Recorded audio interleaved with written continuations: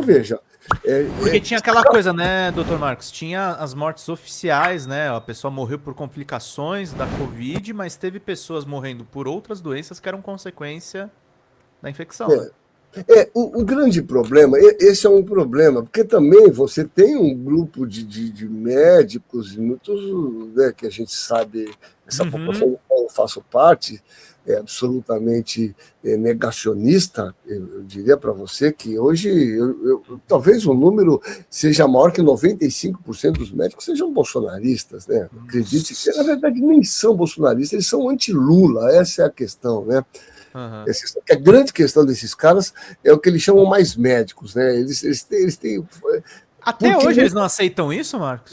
Não aceitam, essa é a grande discussão. Eles acham que todos os problemas da medicina no Brasil, abertura de faculdade de medicina, tem a ver com a questão dos mais médicos. É impressionante. É o que eu falo. Não escutem comigo, porque não tem competência.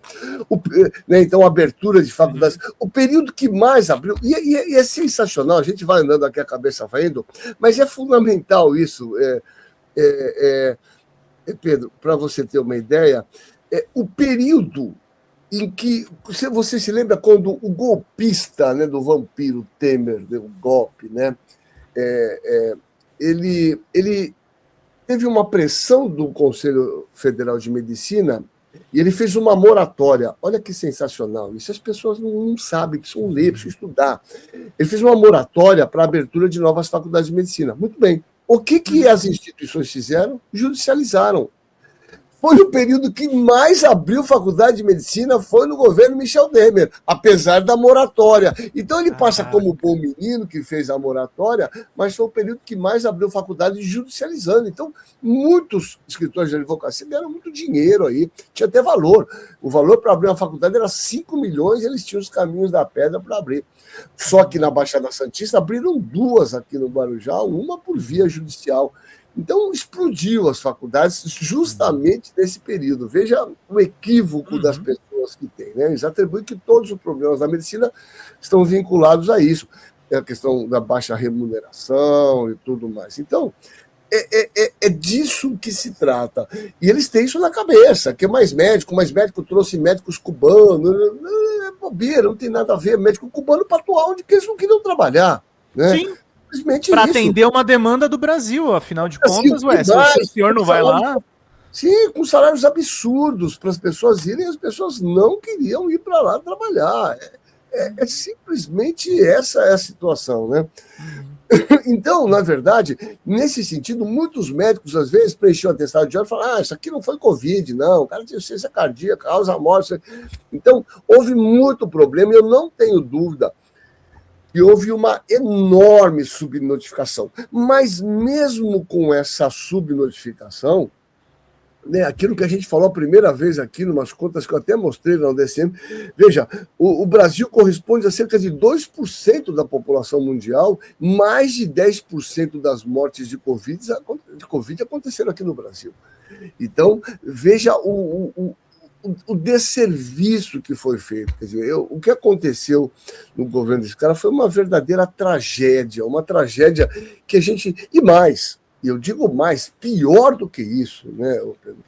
É a questão do próprio SUS, que está aqui, né, da defesa do SUS.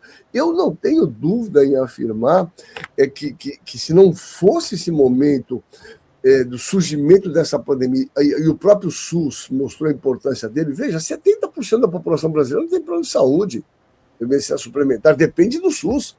Né? Imagina o que seria a saúde sem o SUS, imagina a tragédia, pessoas morrendo na rua, provavelmente com falta de ar, né? E aí, isso arrefeceu um pouco essa discussão no próprio governo Bolsonaro, da discussão, né, de destruição do SUS e tornar, na verdade, a saúde suplementar como norma. Eu não tenho dúvida que isso aconteceria. Então, veja, quando a gente fala em defender o governo Lula, defender, na verdade, o que nós temos diante de nós à frente, nós não podemos ter dúvida. Né? A população brasileira não pode ter dúvida, não pode ter discussão do Estado de São Paulo, né? Uma dúvida difícil ou difícil de... Não pode ter essa dúvida. Né? Nós estamos diante de um cara que não é nada, nunca trabalhou, nunca fez nada, né? Uhum. Nada. Qual é a história desse cara? Político. Nada. Nunca trabalhou, nunca E deu o uma filho hora. dele consegue ser pior do que ele, né? É isso. Mas muito pior. Esse é pior, porque pelo menos ele ficou um tempo lá no exército e tal, parece que não aprendeu nada. Foi um mau militar, como está escrito no livro do Geisel, Do Geisel. considerava ele um mau militar. E é isso que se trata, esse outro nem isso foi. Então, cara, eu sinceramente, a gente pode até discutir, olha, tem coisas que temos erros, temos muitos erros, nós temos a plena convicção disso, mas tivemos muito mais acertos, né? O Brasil saiu da chamada linha da fome, quer dizer, acabou a fome extrema no nosso país, as pessoas estavam atrás de osso, uma situação terrível, né? É a questão de vacinação, nós chegamos aos menores índices de vacinações, com retorno de sarampo e outras doenças infecciosas, né? Foi uma destruição total. Eu espero que o Brasil, claramente, faça o que tem que fazer mesmo, tem que ler, tem que comparar os projetos e ver o que eles acham que representa de melhor para o nosso país, né, meu caro? Exatamente. Queria te falar sobre uma outra coisa, Marcos. Não é exatamente sua especialidade, mas certamente a sua área de curiosidade. Javier Milei vem na inauguração da campanha do Flávio Bolsonaro, dança com ele, essa crise internacional, a viagem para o Trump, a foto com o Trump. Eu tenho falado, sou até meio voto vencido, na live do Bem-vindo, o Bem-vindo e o Viário estavam falando assim, não, eu acho que vai ser dramático, mas tá tudo meio que certo pro Lula vencer. Eu falei, gente, pra vencer tudo bem, o problema é o Trump, né? E os Estados Unidos aceitarem essa eleição? Eu acho, viu? Eu acho que aceitar, na verdade, é impressionante, né? Eu vou. Saúde, doutor. As pessoas entenderem, Pedrão, eu tenho um dado aqui, que é um dado impressionante, né? Eu não sei se você já viu esse dado, que mostra a falácia desse bando de bobagem que esses caras falam. Veja, o Brasil tem 58,2 mil vereadores. 58 mil. 3.118 são do PT. De 58 mil, 3 mil são do PT. Eu sou um deles. 5.600 prefeitos tem o nosso país. 252 são do PT. 1.059 deputados estadual, 118 são do PT. 503 deputados federal, 67 são do PT. 27 governador, 4 só são do PT, 4. E tem 26 prefeitos de capital, um só é do PT. E esse é o PT que é responsável, né, por fraudar a urna. Nós fraudamos a urna só para o presidente, que nós perdemos lá para o Bolsonaro naquela disputa com a Haddad. Então, assim, isso é de uma falácia, de uma ignorância, que a gente tem capacidade de mexer em. Quer dizer, nós temos capacidade de mexer em urnas, mas nós só mexemos para presidente. Né? Quer dizer, veja, por si só, os números por si só falam isso. Agora, Pedro, eu também não acho, eu sinceramente não acredito em intervenção. Assim, uma vez eleito, a minha grande preocupação, Pedro, eu vou te dizer aqui claramente, eu tenho um cara que é o meu assessor principal, é um cara que já foi, inclusive, foi médico dos filhos do Lula, é um médico, tem 73 anos, é o Fran Bernal, foi secretário de saúde no governo de São Bernardo, tá? Hoje está aqui em Santos há um tempo, trazido até pelo Davi, é meu assessor. Ele, olha só o que eu vou te falar, e você obviamente sabe disso muito mais que eu. Eu acho que esse é o problema. Ele costuma mandar, ele tem uma rede de WhatsApp, umas 10 redes com tantas pessoas, que ele manda poesia. Todo dia de manhã. Manda poesia, Fernando Pessoa, tal.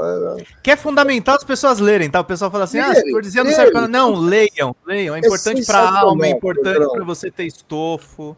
Sensacional. Veja, ele é um assessor do Dr. Caseirinho, que é um nada aqui, que tem uma rede que manda poesia. Ele não fala assim que o ministro da Saúde te prestigia.